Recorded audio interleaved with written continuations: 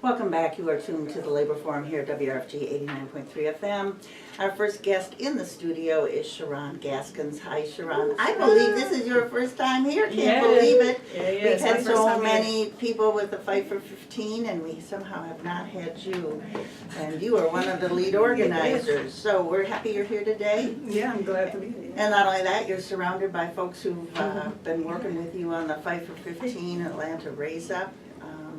We invite you here specifically because we thought that the hearing for Labor Secretary Pudzer, it's hard to say his name, folks, Pudzer, was going to be coming up soon, but you told me on the phone it's been delayed again, but no matter.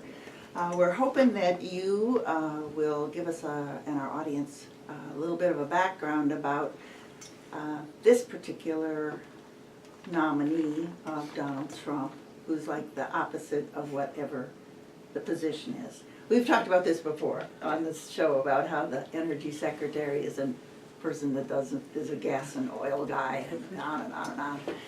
And so who's Andrew Pudzer? Yeah, so Andy Pudzer is, in our opinion, with the Fight 15, he's one of the worst fast food CEOs. He's the CEO of Carl Jr. and Hardee's, which is kind of like a burger chain. And he's just someone who's essentially, we call him the anti-labor secretary. Someone who's always been anti-worker, hates minimum wage regulations, any type of overtime regulations. He has publicly said that he hates those and would rather replace his workers with robots because they don't, need They don't complain. rights. Exactly. So we think he's, essentially he is a CEO of a rigged economy and will just continue to rig our economy if he becomes the labor secretary. So.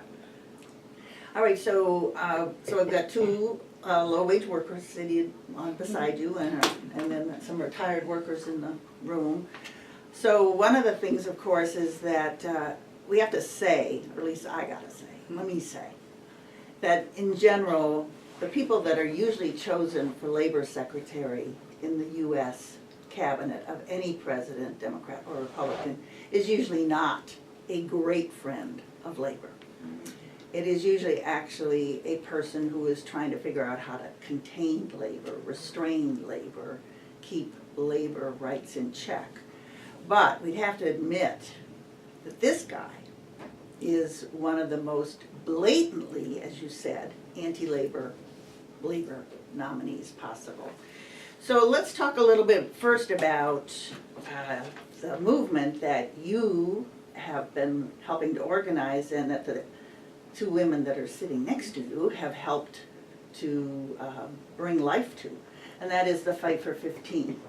So you said he doesn't believe in a minimum wage of any kind. In other words, he'd be just as happy paying people $1 an hour if he could get away with it. Exactly. So let's talk a little bit about this movement, which is in just a few short years has actually changed the whole labor movement in this country. If you wouldn't mind talking a little bit about how it is that the people with the lowest wages, the least security, have been able to actually create this upheaval.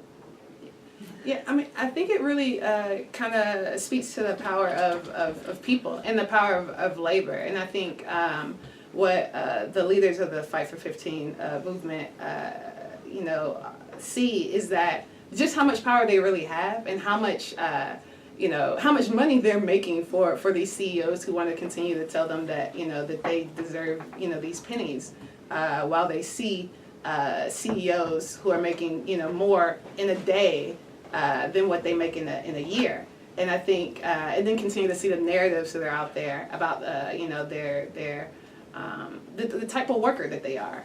And I think it's just kind of hit ahead where something has to give, and people are starting to realize that the only way that anything is going to change is if we stand together. And I think, and really being bold about sharing their stories. And I think what we've seen is that it works. When workers stand up and say enough is enough and, I deserve more, I deserve dignity and respect, workers win. I started in Fight for 15, I think, 3, almost 4 years ago. with Charone and Joel, and you all have been such an inspiration to so many people in Atlanta. You've given voice to so many workers. I was one of them. I found my voice in Fight for 15. And I learned, how to speak up against violence. And what it is violence, right? It's economic violence. When we can't pay our bills, when we go home after working 8 hours and our lights are cut off, that's violence. When we can't feed our children but we're working every day, that's violence. And so the voice that Fight for 15 has given us is just amazing. So glad to be a part of it, and so glad that there are so many workers out here that can fight, that will stand up and fight back. So I wanted to ask if it's okay for you to let our listeners know what next. Now, you have had 2 demonstrations. One downtown at the Sam Nunn building. Is that where the Department of Labor is located in Atlanta? That's what I figured.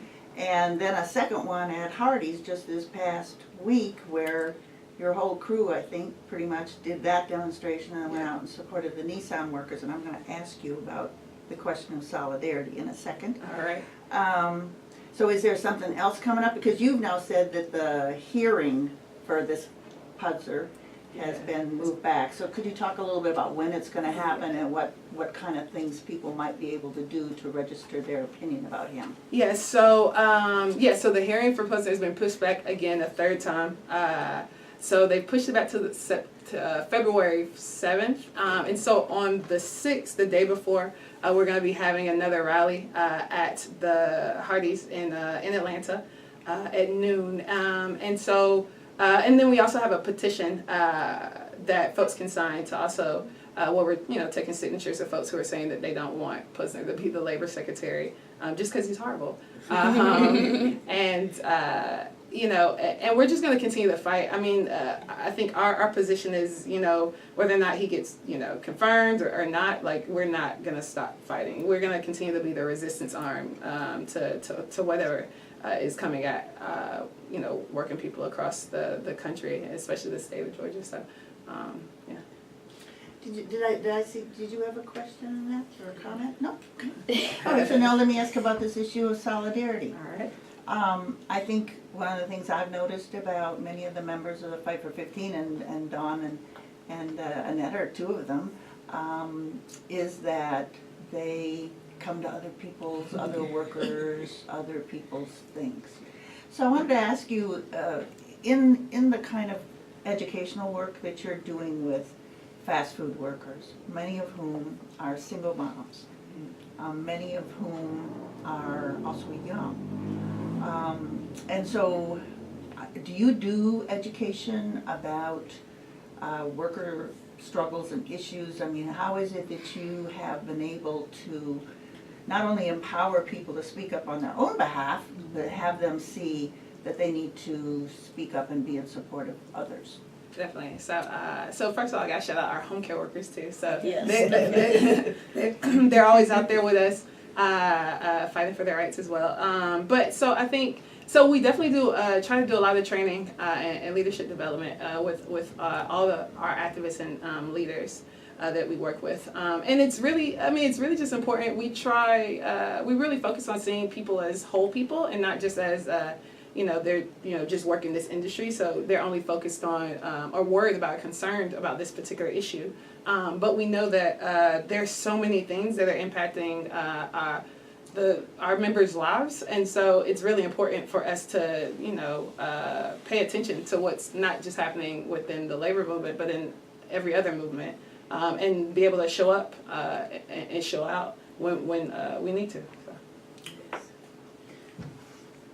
I mean, I just wanted to say that I'm Keep your hand up. testing. And that hasn't been here a while. It's been a minute for me. I just got on the mic like I was about to make a rap or something like that. But yeah, I've done a very, a minimal amount of work with Fight for 15. I've been on a kind of like a activism hiatus for a little bit.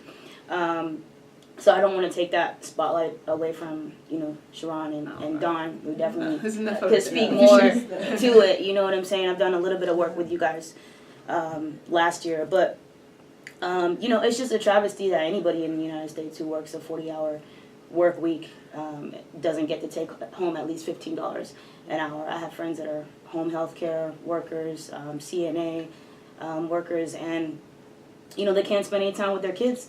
They gotta work 2 and 3 jobs to make ends meet. Some of them are single parents, some of them are married, and still can't afford to pay all their bills. Some of their children are failing schools because they have to work so much that they can't spend time with their kids to just help them learn basic things like reading comprehension, so it not only affects the worker, but it affects their families, so it's just like a rippling effect, and then we go into the issues that it creates in the education system as well, but it's also not just about being able to pay your bills, that's like basic human decency. It's like being able to explore life, being able to live in a capacity that you're happy and not just, there's a lot of people that can make $10-12 an hour, and sure, they can get an apartment with somebody, and they can ride MARTA to work, and they can, pay for basic food expenses, but can they do anything else?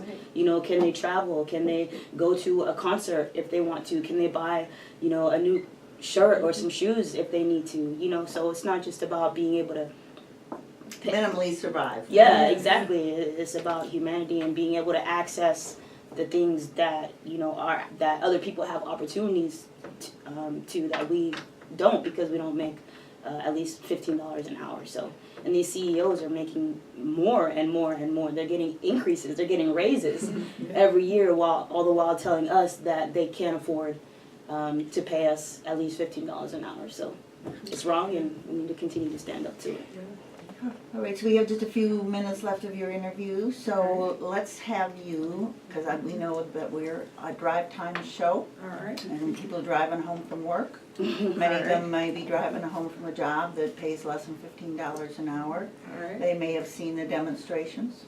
They may be people in communities where they've seen Black Lives Matter demonstrations. They've seen all kinds of other demonstrations, and they're wondering, and now they've seen huge demonstrations in Atlanta 2 weekends in a row, and they're wondering, is this time for me?